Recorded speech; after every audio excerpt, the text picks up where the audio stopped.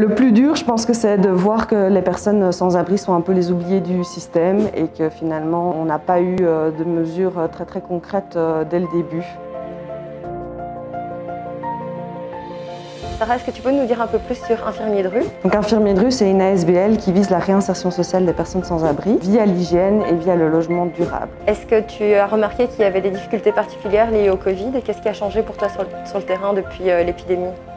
Alors notre terrain a complètement changé parce que maintenant on fait vraiment de la prévention et du dépistage des symptômes Covid, mais également on vient en aide aux personnes avec vraiment de la nourriture, des masques et vraiment les premiers besoins du terrain. La situation est quand même assez compliquée parce que non seulement tous les commerces, tous les centres de jour par exemple ont fermé et donc ça perturbe très fort leurs habitudes, mais en plus c'est un public qui est particulièrement vulnérable et fragile au niveau santé et donc on s'inquiète vraiment pour eux. Beaucoup plus de personnes en rue pour le moment. Il y a une précarisation de la société de manière générale qui va vraiment se faire sentir et on redoute pour la suite qu'elle ne cesse d'augmenter. Quels sont vos besoins d'infirmiers de rue? De quoi est-ce que vous avez besoin pour pouvoir aider un maximum la population? Et du coup pour le moment nos grands besoins c'est vraiment qu'on puisse être financé au niveau de nos maraudes. Nous avons triplé notre nombre de maraudes actuellement, donc on est passé de 5 à 15 par semaine, qui demandent énormément de besoins en termes de ressources humaines, mais également au niveau des masques et aussi de tout ce qui est gel hydroalcoolique. Une maraude, c'est vraiment un binôme de travailleurs sociaux, généralement un infirmier et un assistant social qui partent sur le terrain, qui vont à la rencontre des personnes sans abri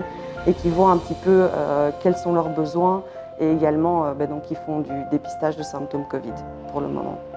Comment est-ce que ça se passe pour tout ce qui est gestes d'hygiène dans la rue et quels sont les besoins dans la rue pour cette hygiène et qu'il n'y ait pas trop de propagation du virus? C'est vrai que c'est très compliqué pour nos patients actuellement d'appliquer les gestes barrières, se laver les mains, maintenir une distance physique, mais aussi rester chez soi. Donc ça c'est vraiment notre message principal, c'est que les personnes dans la rue doivent être relogées en urgence pour qu'ils puissent justement être protégés. Ce qui est positif, c'est qu'on voit que les citoyens se mobilisent. Il y a vraiment énormément de personnes qui finalement s'inquiètent de manière beaucoup plus individuelle pour les personnes sans abri et ça fait toujours plaisir.